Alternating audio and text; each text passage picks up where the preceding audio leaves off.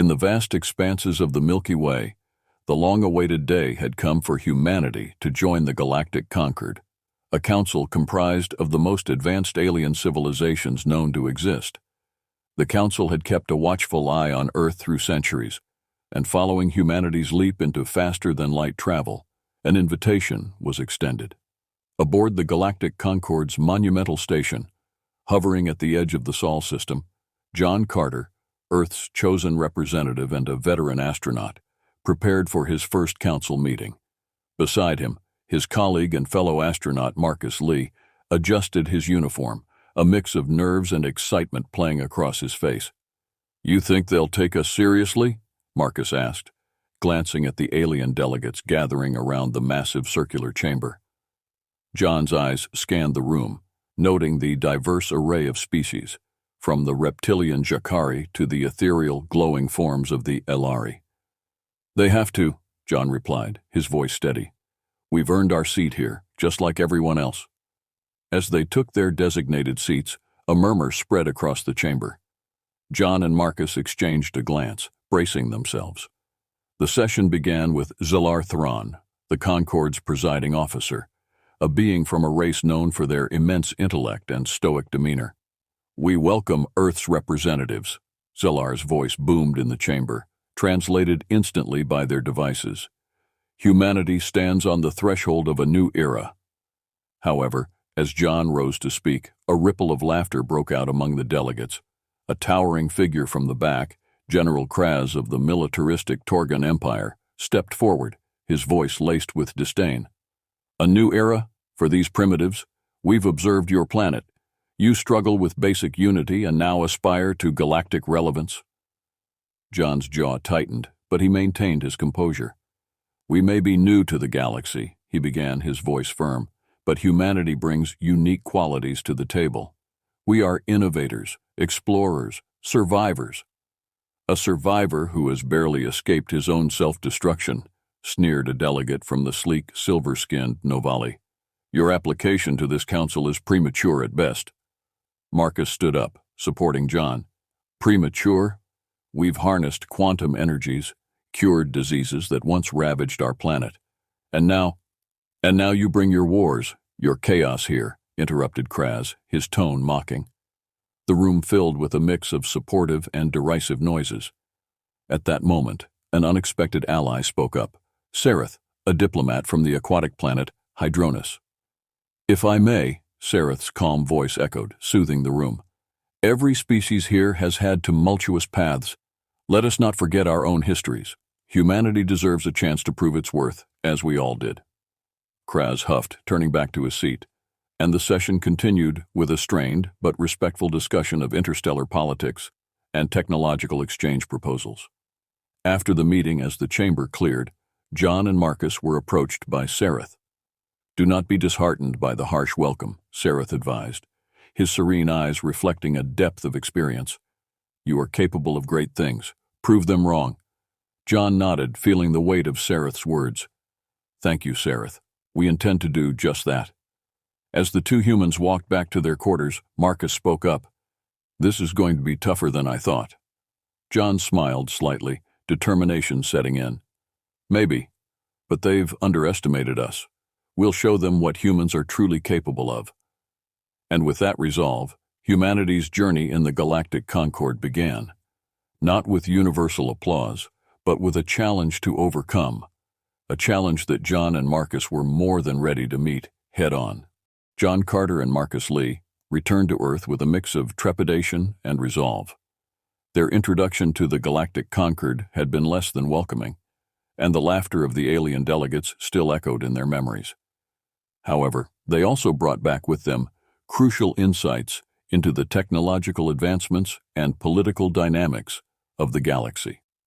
At the United Nations headquarters, where the newly established Earth Galactic Relations Division, EGRD, had been set up, they reported their findings to an assembly of world leaders.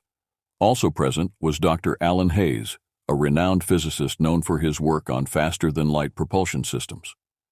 "As you've seen in the report," John began, addressing the room, "our entry into the Concord has been met with skepticism and outright disdain.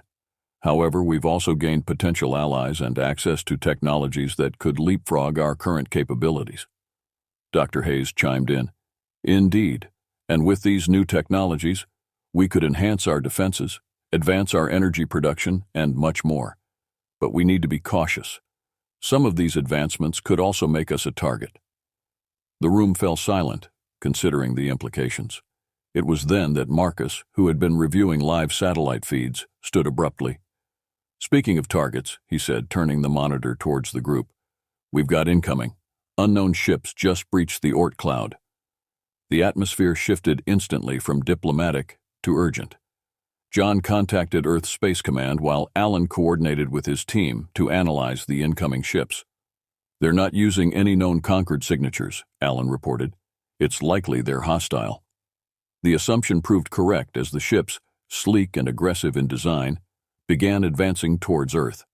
John issued commands to ready the planetary defenses, a network of satellites and ground-based missile systems developed in anticipation of such threats.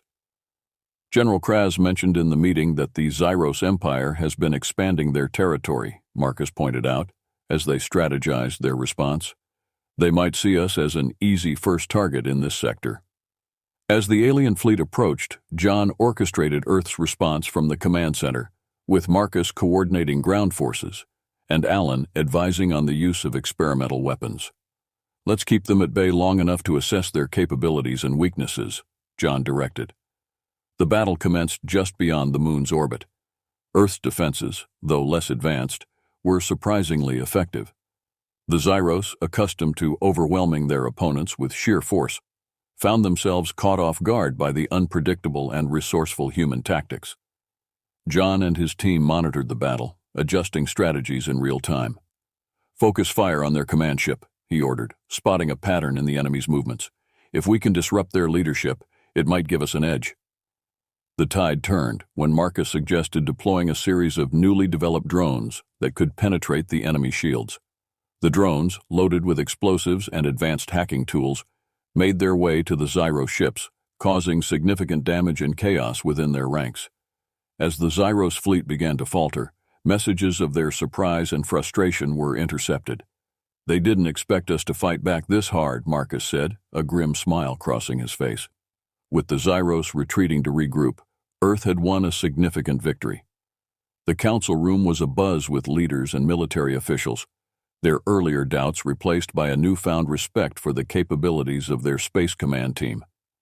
We need to be prepared for a counterattack, John warned, his eyes on the screen showing the retreating Zyros ships. This is just the beginning. They will come back and we must be ready. Alan nodded in agreement, already considering improvements to their technology. Let's use this time wisely. We've proven our worth today, but the galaxy is a vast and competitive arena. We need to stay sharp. As they set about preparing for the future, the victory served as a crucial lesson. Earth might be new to the galaxy, but it was not without its defenses or its cunning. The battle had been a baptism by fire, and humanity had emerged not just intact, but stronger and more united than ever. The aftermath of the first battle with the Zyros Empire left Earth's leaders and citizens in a state of cautious optimism. Despite their victory, the threat of a more concerted attack loomed large. John Carter, alongside his colleagues Marcus Lee and Dr. Alan Hayes, spearheaded the effort to bolster Earth's defenses and prepare for the next encounter. We need to understand their technology better, Dr. Hayes insisted as they convened in the newly expanded war room, where screens displayed data collected from the recent skirmish. Their shield technology and propulsion systems are years ahead of ours. We've got a lot to learn if we're going to keep up. John nodded, his focus sharp. Let's also look into their tactics. The Zyros are predictable. They rely on brute force and sheer numbers. We can use that predictability against them. Marcus, tasked with troop readiness and ground defenses, added, training our forces to adapt to alien combat styles is crucial. We've seen they aren't invincible. Shock and awe have their limits. The trio's planning was abruptly tested as new reports came in of a massive Zyros fleet amassing near the edge of the solar system. This time, it wasn't just a scouting force but the main armada. The Council, alarmed by the scale of the impending attack, granted John and his team broad authority to engage the enemy as they saw fit. With the world watching, Earth's forces deployed under John's command, utilizing both traditional military assets and the newly developed technologies gleaned from their first encounter. The battle strategy was to disperse Earth's fleet to mitigate the impact of the zyros' superior firepower and to exploit their lack of tactical flexibility. As the zyros fleet approached, their formation was tight and disciplined, a stark contrast to the more dynamic arrangement of Earth's defenders.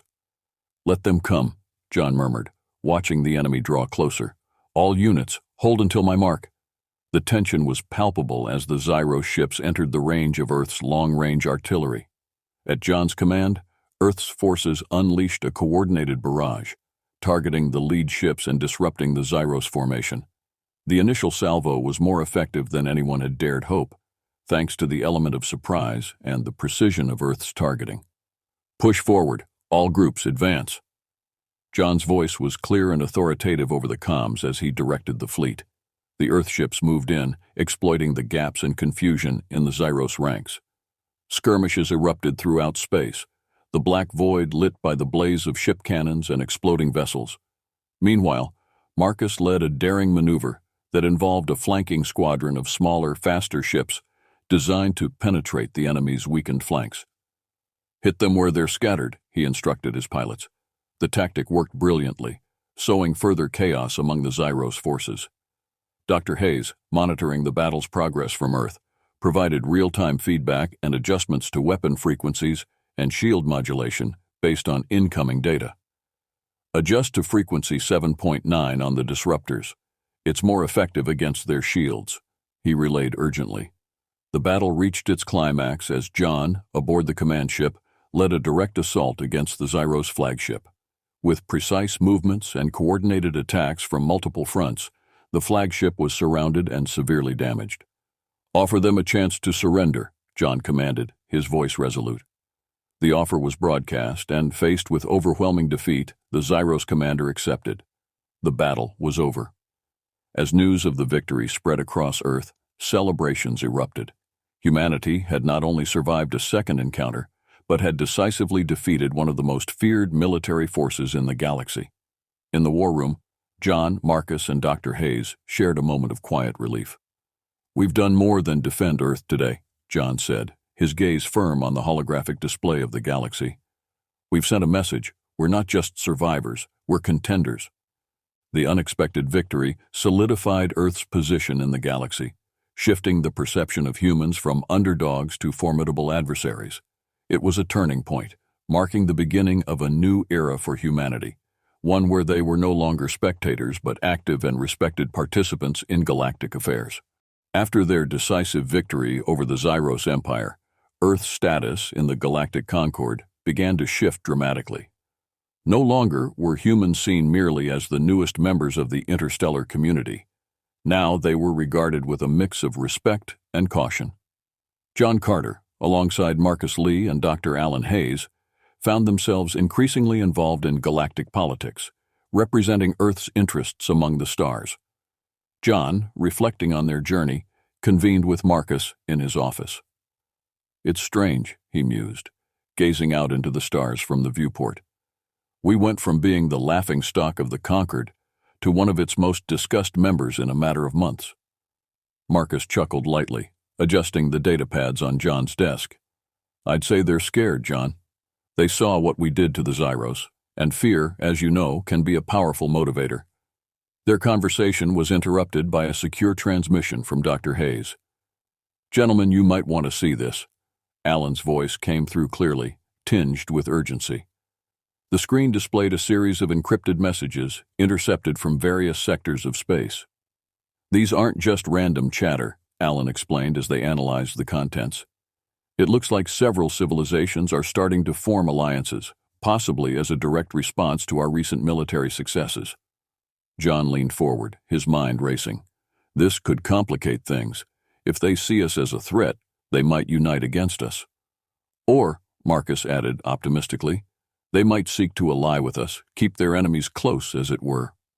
With the potential for new alliances and threats looming, John proposed a series of diplomatic missions to key planets, aiming to foster good relations and dispel any fears about Earth's intentions. As he prepared for these crucial meetings, Marcus took charge of further strengthening Earth's military readiness, ensuring they remained prepared for any eventuality. During one such diplomatic mission, John met with representatives of the Sarin cluster, a small but influential coalition of planets known for their advanced technology. The meeting took place aboard their flagship, a marvel of engineering that dwarfed even the most sophisticated human ships.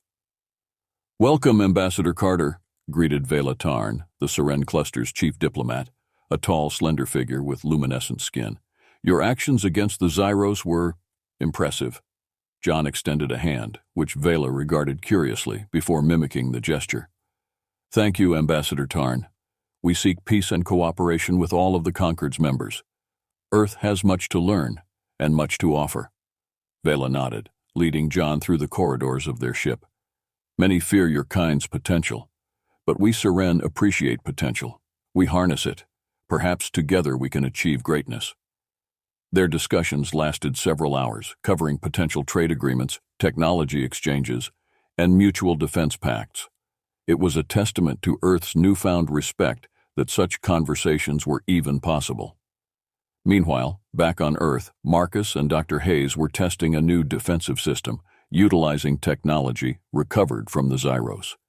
"If this works, it could change defensive warfare as we know it," Marcus noted, overseeing the live fire test. The system exceeded their expectations, creating a nearly impenetrable shield around their test site. Cheers erupted from the team, a mix of military personnel and scientists united in their shared success. As John returned from his diplomatic tour, he brought with him promising news of potential alliances and technology-sharing initiatives.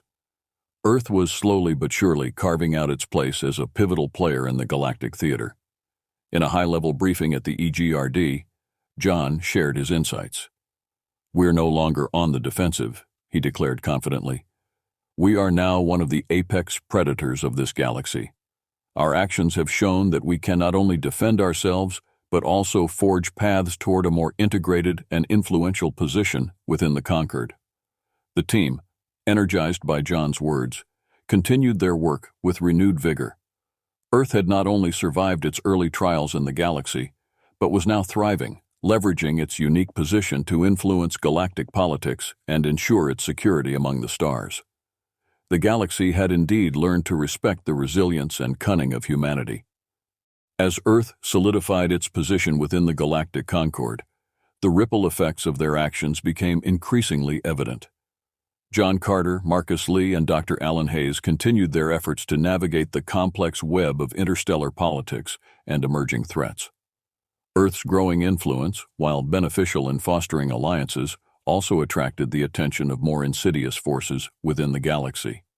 At the Earth Galactic Relations Division, EGRD, John and Marcus reviewed the latest intelligence reports. "It seems we have not only made allies but also some quiet adversaries," John noted, his eyes scanning the data. "The Shadari Collective has been particularly active in the shadows. They've been probing our defenses and our diplomatic missions." Marcus, ever the strategist, leaned back in his chair thoughtfully. "The Shadari are known for their covert operations. If they're taking an interest in us, we need to tighten our security, both here and on our outposts." Dr. Hayes joined the discussion via a secure video link, his expression grave. "I've been reviewing some of the technology we've encountered in our recent dealings. The Shadari have a way of integrating organic components that makes their tech particularly adaptable. It could pose a significant threat if they decide to move against us." Determined to preempt any potential threats, John organized a special task force, led by Marcus, to focus on counter-espionage and to safeguard Earth's technological secrets. Meanwhile, John continued his diplomatic efforts, seeking to strengthen bonds with civilizations that might provide intelligence on the Shadari's movements. During a covert meeting on a neutral space station, John met with an informant from the Luxor Confederation, a group recently swayed to Earth's side thanks to shared concerns over the Shadari. The informant, a being covered in shimmering scales, slid a data chip across the table to John, This contains recent communications intercepted from the Shadari. They're not just watching you, they're planning something big. Back on Earth, the task force wasted no time analyzing the intercepted communications. The data revealed potential plans for a series of sabotage missions aimed at destabilizing Earth's energy grids and military communications. With this information, Marcus heightened security protocols and deployed countermeasures to protect key infrastructure. In the meantime, Dr. Hayes worked on developing a new defensive technology that utilized quantum encryption to secure their networks against Shadari hacking attempts. If they can't crack our systems, it'll slow them down, give us time to catch them in the act, he explained during a briefing with John and Marcus. The efforts to fortify Earth's defenses seemed to be working until a series of unexplained malfunctions began affecting their outer colonies. Marcus coordinated with local security teams to investigate, uncovering evidence of sophisticated cyber attacks that bore the hallmarks of Shadari technology. These aren't random attacks, they're testing our responses, Marcus reported, his frustration evident. Every time we patch one security hole, they find another. John realized they needed to change their approach. It's time we took the fight to them. Let's use their interest in us to set a trap. If they think they've got us rattled, they'll get overconfident. With a new plan in mind, John, Marcus, and Dr. Hayes set up a decoy operation, pretending to roll out a new communication system they claimed would revolutionize Earth's defenses. In reality, it was bait, designed to lure the Shadari into revealing their network and operations. As expected, the Shadari took the bait. They launched a full-scale cyber attack against the decoy system, which allowed Dr. Hayes and his team to trace the attack back to its source, a hidden base in an uncharted sector. With the location of the Shadari base uncovered, John and Marcus prepared for a direct assault, hoping to end the threat once and for all. "This is it," John said as they armed their ship. "We stop them here, or we keep facing these shadows forever." As their ships hurtled through space towards the showdown with the Shadari, the team felt the weight of their responsibility. They were not just fighting for Earth's place in the galaxy, but for its future security and peace. The storm was upon them, and they were ready to face it head-on. The revelation of the Shadari base's location marked a turning point in Earth's struggle against its hidden foes. Under the leadership of John Carter and Marcus Lee, a carefully assembled strike team was deployed to dismantle the Shadari threat once and for all. Meanwhile, Dr. Alan Hayes stayed behind to coordinate the operation from Earth, ensuring that any intelligence gathered during the assault could be immediately analyzed and acted upon. As their ship approached the covert Shadari base, hidden in an asteroid belt in a remote sector of the galaxy, tension among the team was palpable. John reviewed the mission parameters with his crew, emphasizing the importance of stealth and precision. "We can't afford a drawn-out battle," he explained. "Our goal is to get in, gather intelligence, disable their operations, and get out before they even realize what's hit them." Marcus, leading a subgroup of special operatives, nodded in agreement. "Remember, these aren't your typical foes. They'll use every trick in the book to protect their secrets."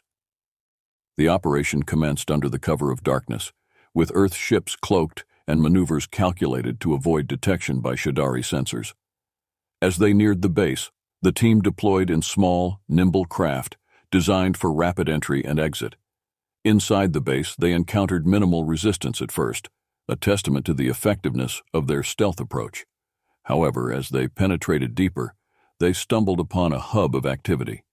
It was clear the Shadari were developing something significant, something that could pose a severe threat to not just Earth, but the entire Galactic Concord.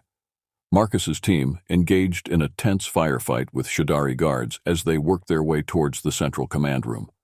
Meanwhile, John led another team to the intelligence vault, where they began downloading crucial data.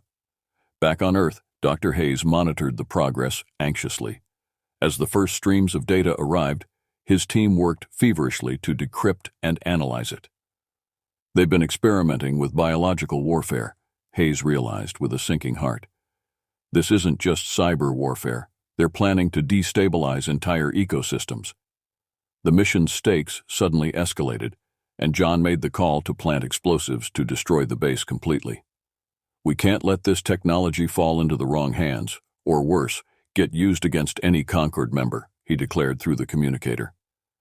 However, as the charges were set and the teams prepared to withdraw, the Shadari launched a counterattack, blocking the main escape routes and pinning down part of Marcus's team.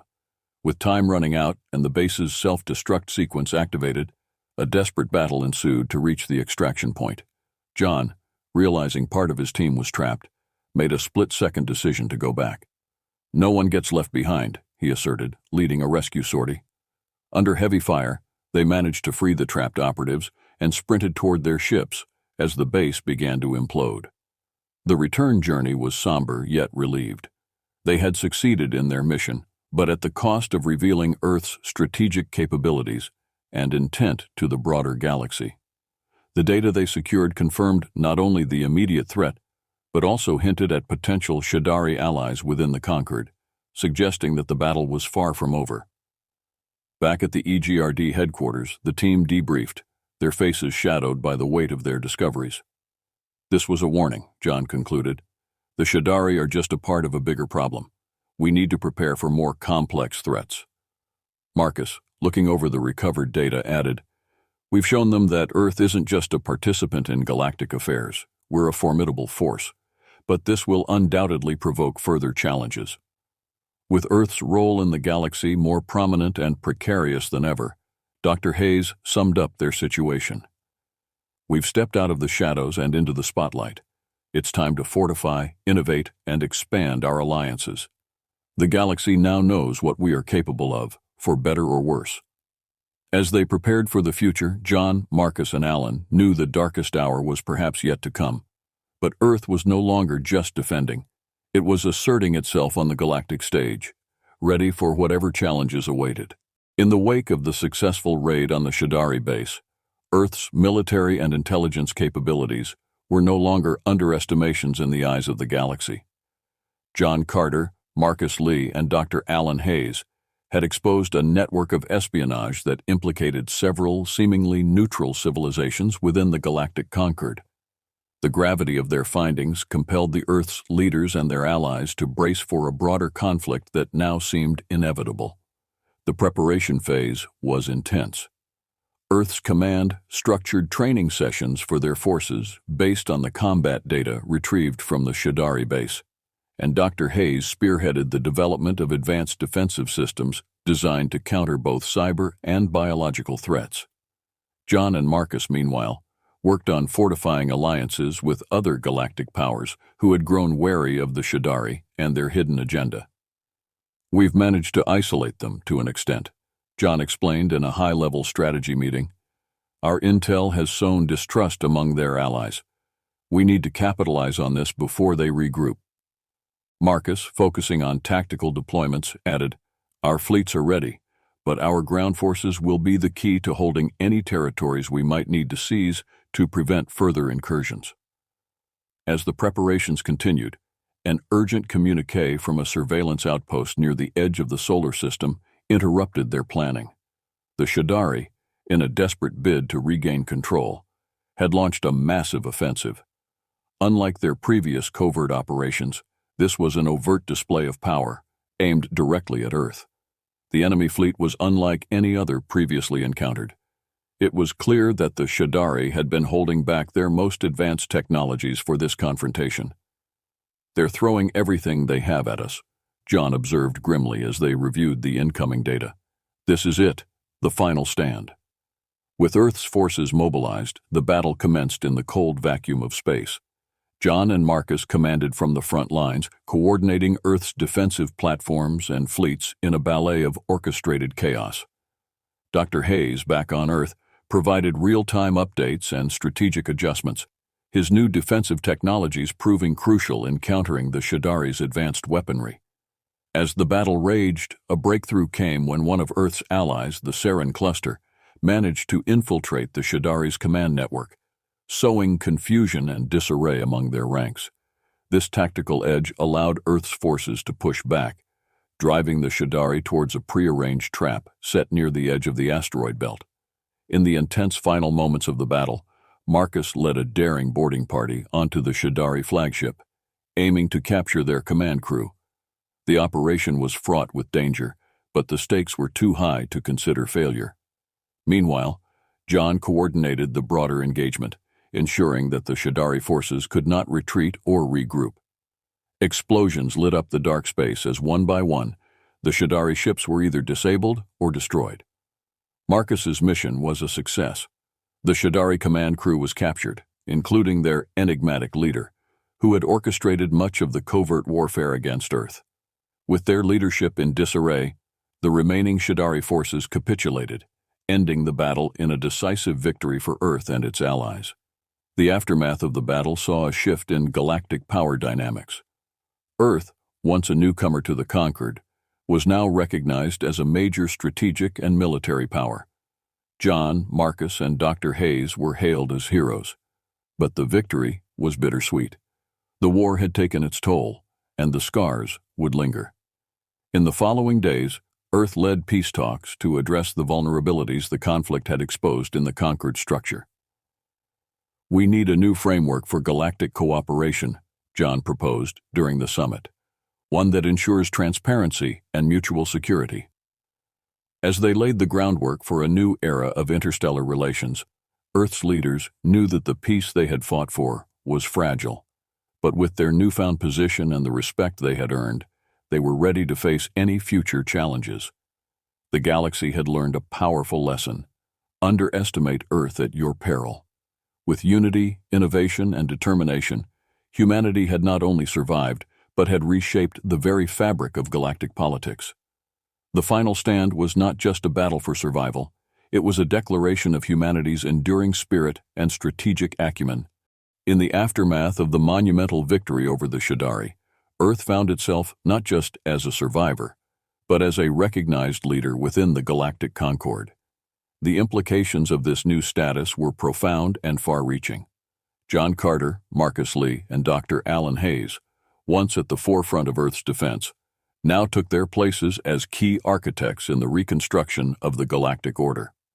At the Galactic Summit, held on the neutral planet of Vianus, leaders from across the known universe gathered to redefine the structure of the conquered. John, representing Earth, took a leading role.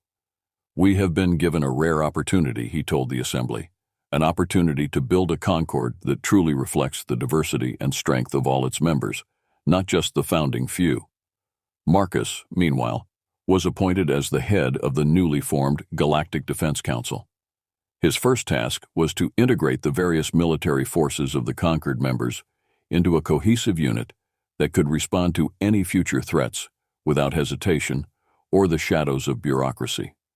Dr. Hayes led the scientific community, focusing on sharing technology and research that would benefit all civilizations, ensuring that no one member could monopolize advancements that could tip the balance of power. "Our goal is to create a foundation of trust and cooperation," Hayes frequently stated, pushing his agenda of open-source technology. As Earth's influence grew, so did its responsibilities. The humans worked tirelessly to mediate conflicts and forge alliances that were based on mutual respect and benefit, rather than fear and domination. John found particular success in expanding the Concord's reach, inviting more distant civilizations to join and bring their unique perspectives. The changes were not without their challenges. Old rivalries and deep-seated mistrust had to be navigated carefully. Marcus, with his straightforward and honorable approach, managed several tense standoffs that could have easily escalated into conflicts. His mantra, "Strength through unity, peace through strength," was adopted by the Defense Council as their official motto. On the civilian side, Dr. Hayes's initiatives led to a boom in technological advancements. Breakthroughs in energy production, space travel, and medicine were shared freely, leading to a golden age of prosperity and health that many had thought impossible. "We are only as strong as our weakest member," Hayes would say, driving home the importance of lifting up all civilizations together. As the galaxy began to stabilize under this new paradigm, John took a moment to reflect on the journey that had brought them here. From being underestimated and ridiculed at their first Galactic Concord meeting to now being one of its pillars, humanity had not just adapted, they had excelled. During a closing speech at the summit, John addressed the gathered leaders with a note of caution and optimism. Let us never forget the lessons we've learned through these trials. We were once regarded as the galaxy's underdogs, and now we stand as its guardians.